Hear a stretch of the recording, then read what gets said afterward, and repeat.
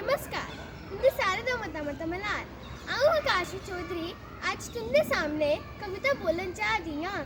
मेरी कविता दा सरलेख है ए तितली परियें दी रानी। ਇਹਦੇ 'ਚ इस सृष्टि दा निक्का जिहा प्राणी तितली सानू जीने दी सीख दिंदा है। ए तितली परियें दी रानी दानी मानी बड़ी सियानी। ए तितली परियें दी रानी नीले पीले फंग ने इसदे बड़े सुहाने रंग ने इसदे फुल्ले ने मित्री पाने दे अजब अनोखे टंग ने इसते निक्के निक्के बच्चे गी ये दया पाव दा पाठ पढ़ांदी। कोमल फुल्लेंगी नहीं तोड़ो सपने गी ए समझांदी। बाग बगीचा भुल्ली जंदी जित वेले ए संज गरोंदी। नेरा पौने शा पहले गए ए अपने घर जाई सौंदी।